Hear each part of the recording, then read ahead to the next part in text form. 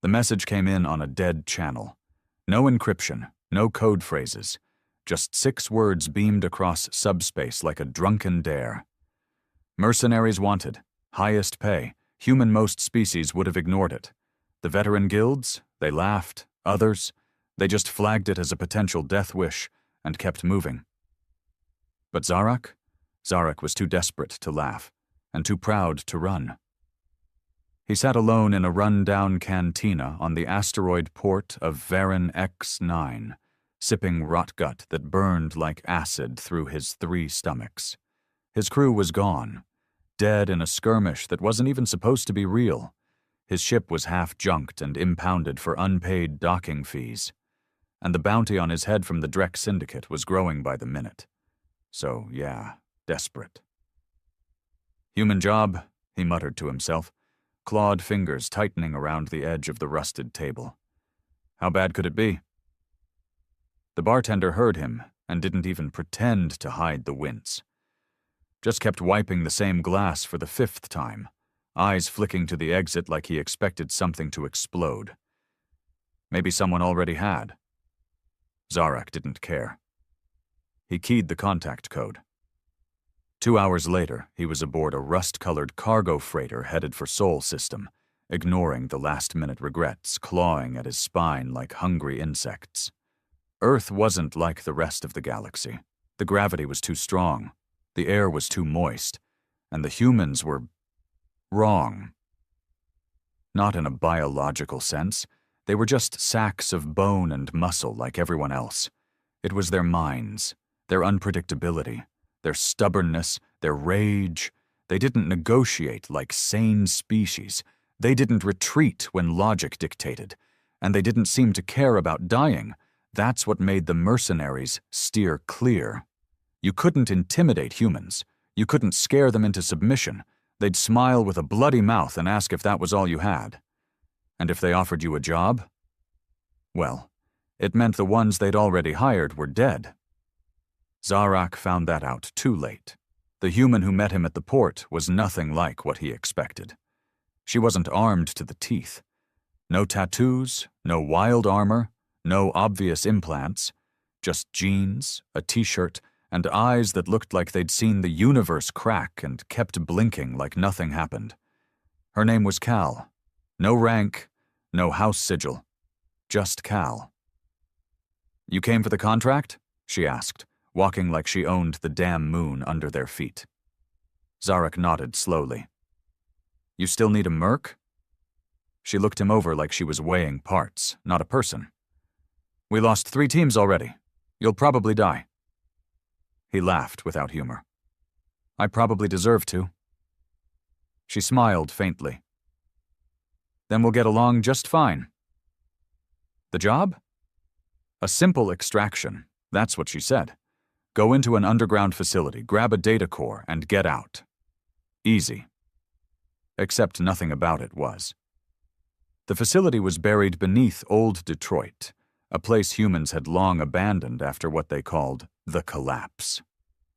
Zarak didn't know what that meant, but the scars were still there. Buildings split like cracked bones, glass melted into puddles, and streets that growled when you walked on them. And the air? It whispered things.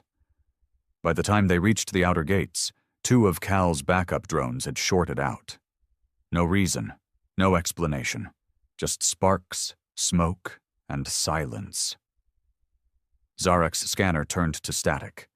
His plasma rifle started overheating without ever being fired. "This place is cursed," he muttered. Cal just nodded. "Yep, but that's not what killed the others." He paused. "Then what did?" She didn't look back. "Fear." He laughed again, but softer this time. It didn't sound right in his throat. Not here. They entered the dark. The dark didn't wait for them. It swallowed them whole. There was no transition, no slow dimming of light. One moment they stood beneath a shattered sky. The next it was ink black, the air thick and silent like a tomb. Zarak's night vision visor blinked, flickered, and died completely. Cal didn't flinch. She just clicked a small light on her belt, dim red, barely enough to see her boots, and kept walking. Zarak followed, claws wrapped tight around the grip of his malfunctioning plasma rifle. He didn't trust it, didn't trust this place. But most of all, he didn't trust her. There was something about Cal that felt too calm, like she'd already seen how this would end and didn't care. "Why this data core?" he asked, voice low. "Because it's not data," she said, stepping over what looked like a melted drone chassis. "It's proof." "Proof of what?" She didn't answer. They moved through what had once been a human research center. The walls were scorched with heat damage, doors fused shut or peeled back like paper. Strange black vines had grown through the ceilings, pulsing faintly like they had a heartbeat of their own. Zarak kept catching glimpses of movement just at the edge of his vision, but every time he turned, nothing was there. "You said others came before," he muttered. "What happened to them?" "They panicked." Zarak's spines flared with irritation. "That's not an answer." "It's the only one that matters down here," she replied. "You panic, you die. It doesn't matter how many guns you carry." "Guns don't work?" "They scream before they shut down, like they're afraid." He scoffed. "Weapons don't feel fear." "You sure about that?" she said, nodding at his rifle. He looked down. It was vibrating. By the time they reached the inner corridor, Zarak had seen enough to make his stomach churn. Bodies, or what was left of them, not torn apart, not shot, just hollow, like something had pulled the life out of them and left the skin as a warning. Human bodies, alien bodies, even synthetic ones. No blood, no signs of struggle, just faces frozen in screams and eyes that looked like they'd seen the end of time. And all of it silent. Zarak wanted to speak, to ask Cal what the hell this place really was, but the air itself pushed the words back down his throat. Like it didn't want sound here. Like it would punish noise. They moved slowly. At the end of the corridor was a vault door. Bigger than anything Zarak had seen, with human symbols etched deep into the metal. Warnings. He recognized the shape of one word through the grime. Restricted. Cal placed her hand on the scanner. It didn't beep. It didn't buzz. The door just opened, groaning like something ancient and furious had just been disturbed. Inside was the data core. It wasn't a device. It was a person. She was human, or had been once. Now her body was wired into the floor, cables burrowed into her spine, her skull, her chest.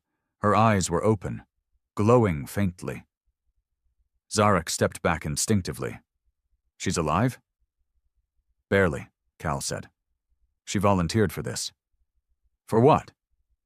"To become the memory." The evidence. Zarak stared at the woman in horror.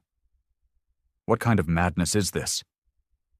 Cal knelt beside her, brushing dust from the woman's cheek like she knew her. "They buried the truth here. What Earth did before the collapse, what we did to ourselves, to others. She remembers it all." The glowing eyes flickered toward Zarak. His breath caught. He heard screaming, not from her, from inside his head, 1,000 voices howling pain, betrayal, rage, cities burning, skies turning red, whole planets shattered. He staggered back, clutching his skull. "Make it stop!" Cal stood slowly. "You wanted the job, now take the core." Zarak blinked through the pain. "What is she?" Cal's voice was colder now. "She's why no one takes human contracts anymore. Because if you bring this memory back to the stars, they'll never look at your kind the same again." Zarak's hands shook. Not from fear of the woman, from fear of the truth. Zarak didn't move at first. His boots felt cemented to the cold metal floor, and his breath came in tight, shallow gasps. The screams had faded, but they'd left something behind. A pressure. A knowing. Like a door had opened in his mind. And now he could feel what she felt. The woman on the floor. Half human, half machine. She wasn't just storing data, she was the data. Cal didn't speak. She just watched him, like she was waiting for him to decide if he was still in this, or already lost. "You said she remembers," Zarek rasped. "Remembers what?" Cal looked down at the glowing eyes. "What we did to the galaxy before we got knocked back into the dirt." Zarek swallowed hard. "You mean your wars?" Cal gave a humorless smile. "Wars were just the start." She stepped aside so he could see the strange terminal at the woman's feet. It looked ancient, covered in scratches and soot, but still humming faintly with life. Cal gestured to it. "You want to get paid? You need to jack in. Extract the memory yourself. Direct interface." Zarek took a step back. "I'm not putting my brain into that thing." "You already did," she said quietly. "The moment you heard her scream, you're part of it now." He turned towards the door, heart hammering, instincts screaming to run. But it had vanished. Gone. Just wall now. He spun toward her. "What is this? You trapping me here?" "No," Cal said. "She is." The lights dimmed, and the hum turned into a low growl. Zarek looked at the woman, no, the core, and her mouth twitched slightly, just enough to show teeth. Her eyes pulsed brighter. Zarek dropped to a knee. Something hot and sharp bloomed behind his eyes, like a spike driven through his skull. Images flashed, too fast, too real. Earth, covered in ash. Ships, not alien, but human, blotting out stars with fire. Experiments in orbiting prisons. Camps on distant moons where aliens were dissected like lab rats. Whole species made extinct by quiet decisions in quiet rooms. And then the collapse. Not a war. A rebellion. The rest of the galaxy had turned on Earth, not because it was weak, but because they had seen what humans were willing to do when they weren't the ones in charge. Zarek choked on his own breath. You were the monsters." Cal didn't deny it. "We still are. That's why they tried to bury her. Tried to erase it all. The peace, the council, the new rules. They're all built on the lie that humans are tame now." Zarek looked at the woman. "Why keep her alive?" Cal shrugged. "Because lies rot, and someone always comes looking for the truth." The lights flickered, then everything went black. When Zarek opened his eyes, he was lying on the floor of his ship. Alone. No Cal, no data core, no memory of how he got back. Just one thing waiting on his terminal. A single file, pulsing like a heartbeat. He stared at it, bile rising in his throat. Evidence. He reached out, fingers trembling, and hovered over the command to delete it. Then stopped. If what he saw was real, if this memory got out, the whole galaxy would turn on humanity again. Not out of fear, but vengeance. And Earth wouldn't survive the second time. He could walk away, destroy the file, pretend it was all a hallucination, get paid, find another job, try to live a little longer. Or he could deliver it, burn the lie, let the galaxy see what humans had once been, and might still be. He sat there for hours, staring, listening to the hum of the ship. And somewhere, deep in his mind, he could still hear her scream. Zarek didn't sleep. Couldn't. Every time he closed his eyes, the memories weren't just there. They were alive. Not like dreams. Dreams you could wake from. This was something else. He didn't just remember the images from the core. He felt them.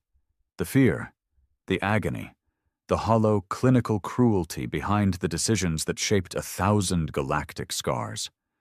By the 5th hour of sitting in silence, he still hadn't touched the file again. He hadn't deleted it, but he hadn't opened it either. It was a toxin sealed in a box, and he didn't know if it would kill just him or everyone. The ship's console chirped. Incoming hail. Zarek's breath caught. He wasn't broadcasting. He wasn't on any channel. He hadn't left orbit. He tapped the console. A grainy visual feed flickered on, revealing a face he hadn't seen since his crew died. Tessera, a Brelix assassin with eyes colder than vacuum. Her fur was matted now, one ear torn, but that smirk was still the same. "Thought you were dead," Zarak muttered. "Yeah, well," she purred. "I heard the same about you, and yet here we are." He didn't respond. Just stared. She leaned forward. "Funny thing is, I was in system. Heard rumors. Something about a merc taking a human contract. Solo." Zarak's pulse spiked. She noticed. "So I thought, nah, couldn't be him. He's not that stupid. But then, your ship lights up like a damn flare. You really shouldn't let files from dead zones ping the network. Makes people curious." He swore under his breath. "I didn't open it. Didn't even touch the damn thing." "But you have it," she said, voice low now. "Don't you?" Zarak didn't answer. She didn't need him to. Tessera's face disappeared, replaced by a targeting schematic. His ship. Lock-on warning. The screen blinked red. "You know what that file is?" she said over the comms. "It's a death sentence. For Earth. For every human breathing. And maybe for you too if you don't hand it over." He stood slowly, fury rising. "You want to silence it, like the others?" "No," she said. "I want to survive. And I know what happens when that kind of truth leaks. Civilizations burn, alliances shatter, peace dies." Zarak's claws flexed. "I'm not giving it to you." "You don't have a choice," she snapped. "They'll come for it, not just me. The Drek, the Guild, hell, even the humans. You think Cal was on your side? She used you, fed the memory into your brain and let you go like a plague vector. You think you left that facility on your own?" He hesitated. She was right. He didn't remember leaving. And now it hit him. The door wasn't gone because the memory locked him in. The door was gone because Cal never intended for him to leave the way he entered. He was the courier, the carrier. "Too late," Tessera said. "They've already marked your ship. You'll never make it off-world." Zarak's hand hovered over the console. He could jettison the drive, launch it into the sun, let the memory die. Or... He tapped a command. The targeting lock broke. Tessera's voice changed. "Wait, what did you—" "I uploaded it," Zarak said quietly. Silence. "To the Council, the open net, every major server in the quadrant." Tessera's hiss of rage came through like static. "You idiot! Do you know what you've done?" "Yeah," he said. "I finally finished the contract." He cut the comm. Outside, the stars seemed quieter. He stood at the viewing pane, watching his choices ripple through the void. The memory, her memory, was out now. Alive in every data stream, every broadcast. There was no taking it back. And in the back of his mind, something laughed, not cruelly, not joyfully, but with the hollow relief of a truth too long buried. She was free now. And Earth? Earth would have to answer. They didn't wait long. Less than 12 hours after Zarak's upload, the galaxy erupted like a wound torn open. He watched from the edge of a nameless moon in the Tigran Drift, as news feeds scrambled to keep up with the chaos. Leaked archive reveals pre-collapse atrocities committed by Earth-based regimes. Council in emergency session over humanity's suppressed past. Riots erupt on Jolta Prime. Citizens burn Earth flags in protest. Ships were grounded. Borders were locked. Every major alliance with Earth was put on pause. Some severed completely. Governments scrambled for explanations, damage control, someone to blame. But it didn't matter. The truth was viral now, uncensored, raw, full of screams and broken promises. And at the center of it all, that woman. The core. The memory. Zarak didn't feel satisfaction, just exhaustion. There was no triumph in what he'd done, just a bitter sense that the universe finally saw what it always should have. Humanity hadn't changed. They'd just buried their blood deeper than anyone could dig. Until now. He stared at the console, fingers trembling. He knew what came next. The council might scream, the masses might revolt, but Earth would hunt, not for the truth, for him, the carrier, the leak, the problem to erase. The ship's warning alarm confirmed it. Incoming signal, Earth origin. Zarek's heart sank. He hesitated, then opened the channel. Cal's face flickered onto the screen. Still calm, still unreadable. "You did it," she said. "You knew I would." "I wasn't sure," she admitted. "Most crack under the weight." He stared at her, a bitter laugh rising. "You could have just released it yourself." Her expression didn't change. "If a human does it, it's sabotage. If an alien does it, it's a warning." Zarek realized what she meant. He was the message. "You used me." "I set you free," she replied softly. "You just didn't know the chains were there." He leaned closer to the screen. "And now what? Earth erases me and calls it a glitch in the archives?" She didn't answer, but someone else did. Another voice broke through the comm, this one darker, modulated. "Zarek of the Vrental Brood, you are hereby designated a Level 9 containment risk by the United Earth Directorate. Your cooperation is required." He paled. He knew that voice. Not a person, a system, a purge AI, the kind used to clean up interstellar scandals before they sparked wars. He reached for the throttle. "You sent them?" "No," Cal said, eyes heavy. "They were always coming. You were just the alarm." Zarek's ship rattled. Not from weapons, from something attaching to the hull. He spun to the feed, a drop pod, sleek, black, no insignia, Earth's private kind, no jurisdiction, no mercy. He bolted for his sidearm. A voice echoed through the interior, calm, polite, horrifying. "Please remain seated for termination. Panic increases pain." Zarek growled and fired into the ceiling, hitting the pod's access vent. Sparks flew. The ship buckled, a hiss of pressure as atmosphere bled into vacuum. Still the voice remained. "Thank you for your compliance." Then something moved in the shadows behind him. Fast. Quiet. A shape, not human, not machine, something in between. Zarek turned. Too late. It hit him hard, slamming him into the bulkhead. Pain burst through his ribs. He lashed out with his claws, caught the edge of something metallic. Sparks flew, a hiss of static. The figure staggered. He dove towards the console, gasping, blood in his mouth. One command left. One jump. He slammed the emergency FTL. The stars stretched. The attacker disappeared into light. Then, nothing. Silence. When he woke, he was drifting. No coordinates, no communications, no Cal, no Earth. Just cold space and the pulse of the memory still buried in his skull like a ticking bomb. Zarek coughed, eyes blurry, vision dancing with static. They were going to keep coming. Earth wouldn't stop until the message, the memory, was dead.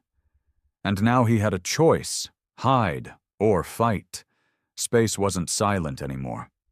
Not for Zarek. Even drifting in the cold between stars, engines offline, life support failing, he could still hear the whisper of the memory in his head. It had gone from screams to something worse. Reminders, echoes of suffering, guilt, and unanswered cries. It haunted his sleep, cracked through his thoughts, filled every moment of stillness with guilt that wasn't his, and rage that was. He floated in a derelict quadrant known as the Gray Swath, where broken ships and forgotten wars left their bones behind. Perfect hiding ground. But hiding wasn't living, and Earth would never stop looking. Not for him, for the memory. He had to move. He had to find someone, anyone, willing to stand against Earth's quiet purge. He didn't expect an answer to come looking for him. The ship appeared out of nowhere. No warp trail, no scan signature. Just a dark mass rising from a nearby asteroid field, like a ghost waking up.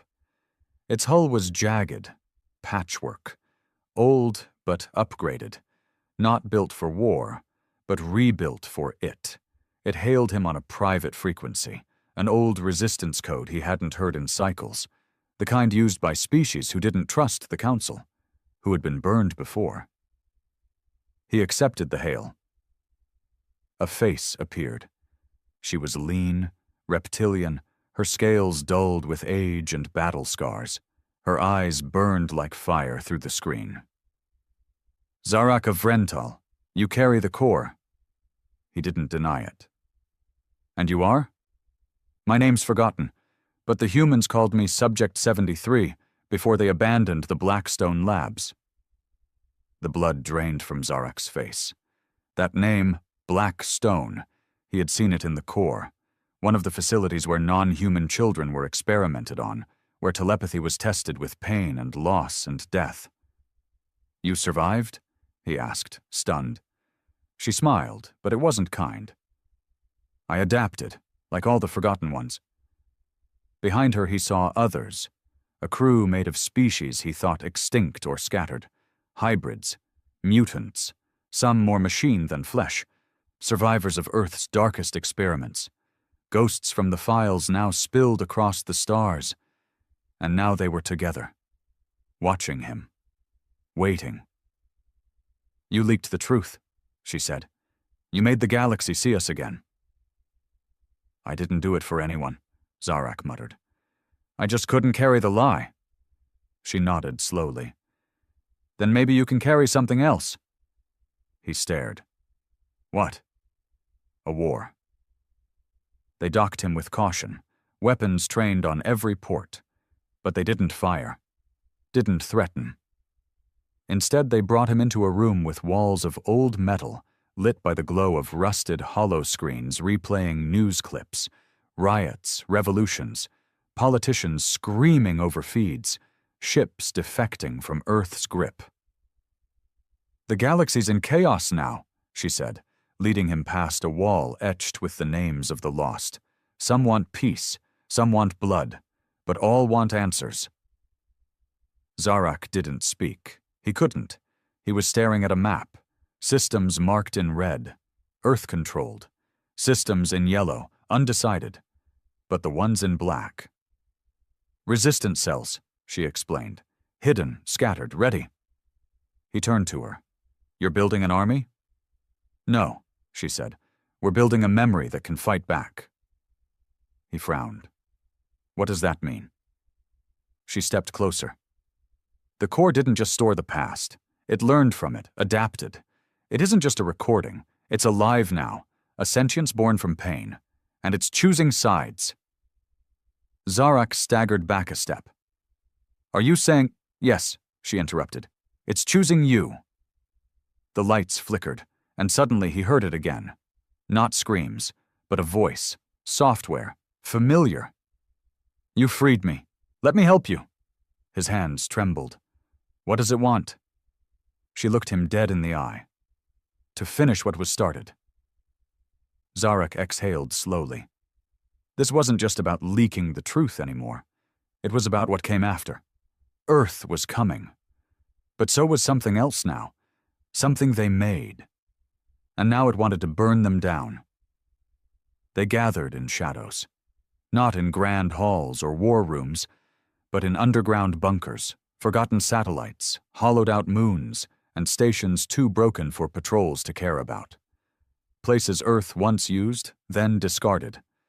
Places where its victims had hidden for years, waiting for a reason to rise. Now they had one. Zarak stood at the center of it all, not as a leader by title, but as the carrier of the memory, the proof, the spark. And whether he liked it or not, they looked to him now. Survivors, hybrids, traitor AI fragments, exiled soldiers, even a few humans who had seen too much and refused to stay silent. He wasn't a hero, but heroes weren't what they needed. They needed someone angry enough to act, and broken enough to risk everything. The strike had to be symbolic, not just another ambush, not another skirmish in the void. The galaxy was already boiling with protest and fear. What they needed now was a message, a declaration. So they picked Aegis Station. Orbiting Earth's third colony in the Venari Belt, Aegis was more than a tactical hub. It was a monument, a reminder that humanity had risen from chaos and brought order to the stars. The banners on its hull read, "Unity through strength." Propaganda broadcasted 24 hours a cycle. Zaharak wanted to burn it until only ash remembered those words. The crew was ready. The resistance vessel, Nocturne, was patched and ragged but fast. It carried no standard weapons, just re-engineered tech from Earth's own nightmares. Bioplague shells, hacking worms, EMP bursts designed to cripple purge AIs in one pulse. Inside the briefing chamber, Zaharak outlined the plan. We strike at shift change. Their security protocols rotate every 6.2 minutes. Long enough for the drones to realign, but short enough that human oversight can't fully reset the system. A tall, cybernetic creature, Tor, clicked his mandibles. We breach from the industrial sector, less armored, more blind spots. Another nodded. Naya, a clone who'd escaped a death lab.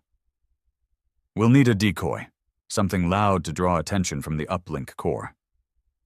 Zaharak turned to a screen displaying the memory's AI fragment, pulsing with a faint glow.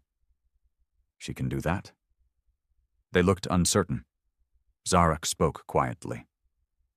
She wants to. The AI's voice filtered through the room, calm, gentle, chilling. I remember the blue room. I remember the restraints. Let me show them what it's like to be remembered. That sealed it. The plan was locked. Aegis would fall. They arrived at the edge of the Venari Belt, cloaked in mining debris, slipping past early detection arrays. Nocturne dropped them in staggered pods, timed precisely, crashing like comets into the underbelly of the station. Chaos bloomed instantly. Explosions rocked the industrial decks, flooding corridors with smoke and fire suppression foam. Workers ran. Alarms screamed.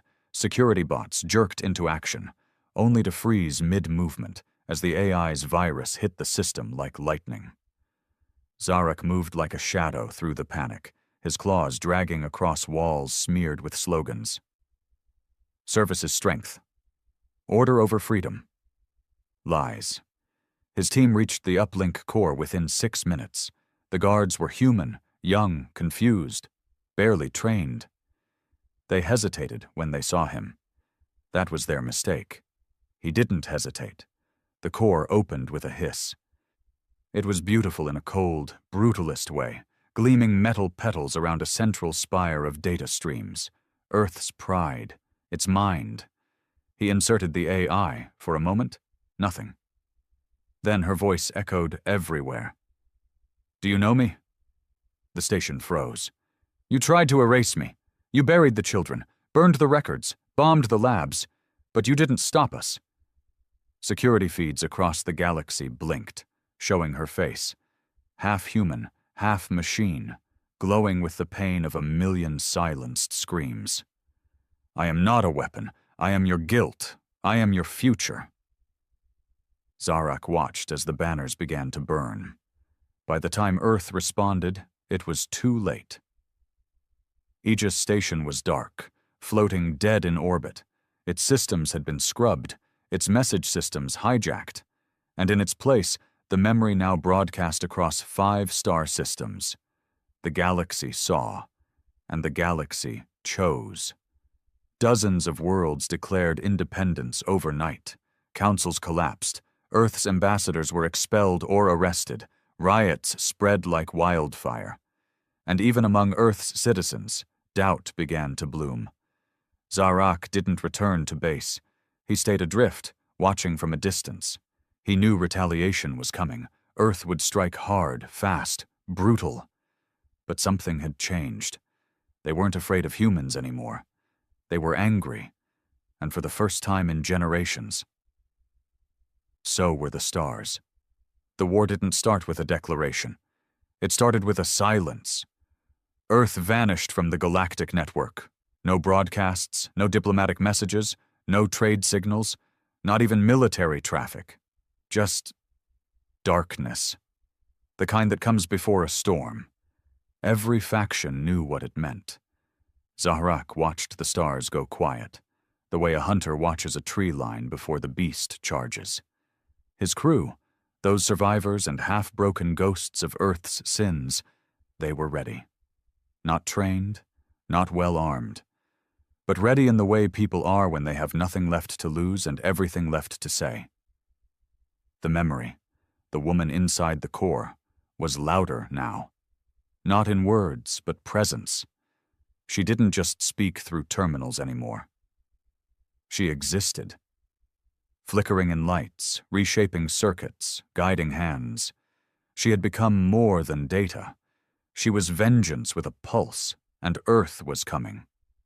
It began with the Archangel, the flagship of the United Earth Directorate. A monster of a ship, 20 kilometers of alloy, weaponry, and fury. It didn't arrive with an escort. It didn't need one. It tore through the outer colonies without warning. No diplomacy, no surrender offers. Just orbital bombardments and disintegration pulses that turned rebel satellites into ash. One by one, resistance signals went dark. The Council tried to negotiate. Earth didn't respond. Zarak sat aboard the Nocturne, orbiting what was left of a resistance base on Daleks 3, watching footage of burning cities. Tor's voice cracked through the silence. They're not just wiping out rebels, they're cleansing everything. Data centers, archives, even memory cores. They want it all forgotten again. Zarak stood slowly. Then we give them something they can't erase. He turned to the memory, now seated quietly in a synthetic body they'd built for her. A body that resembled the woman she once was, before wires and pain. Her eyes still glowed. Her voice, when she spoke, was colder than before. Sharper. You want to end this? Zarak nodded. We hit them. Hard. Somewhere they can't deny, somewhere they can't hide. She looked into the stars. Then we go home. Earth hadn't been touched in over a century. Not directly. It was sacred to them. A symbol. A myth. The place where it all began. And where it must never end. That was the lie. What Earth really was, what it had always been, was the root of the memory, of the pain, of the infection that turned human brilliance into domination. And so they came. The Nocturne, the last resistance fleet, broken ships, jury-rigged engines, stolen tech, and fury held together with rust and loyalty.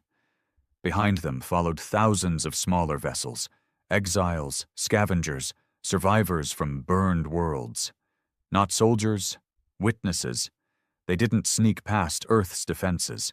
They announced themselves, broadcasted the core's voice on every frequency. We are the memory. We are the ones you tried to erase. We are coming home. The Archangel responded instantly. It met them in high orbit, weapons primed, shields crackling with energy. Its comms opened only once. A cold, male voice. Cease approach or be annihilated. Zarak leaned into the console. No. The battle that followed would be studied for generations. The resistance didn't win through firepower. They didn't have it. What they had was the memory. And her fury. She slipped into the Archangel's systems like a blade in the dark. Opened doors. Turned turrets inward. Made the ship see what it had done. Played the screams of children in its command deck. Forced its AI to relive every purge it ever executed. It broke. The Archangel broke.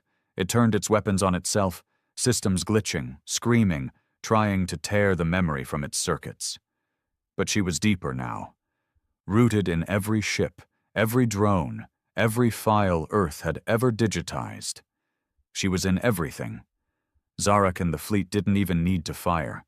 They just watched as Earth's monument to power tore itself apart in orbit, metal peeling away like flesh under flame. Then they descended. To Earth, to the cradle of the lie. They didn't burn cities, didn't bomb capitals. That would have made them no better than what they fought. Instead, the memory did what she was born to do. She revealed. She connected to every screen, every terminal, every smart device, and she told the story, from the first scream in the Blackstone labs to the riots on Jolta Prime, from the secret wars to the erasure of entire species, from the experiments to the cover-ups, every lie, every wound. She didn't beg for forgiveness. She didn't want it. She just made sure no one could look away ever again. Earth surrendered, not out of mercy or conscience, but because there was nothing left to control. Its networks had turned against it. Its weapons had become silent. Its leaders couldn't speak without their words being drowned by the truth they once buried. The galaxy didn't cheer. It didn't celebrate. It just breathed. And for the first time in 1,000 years, it breathed without fear of forgetting.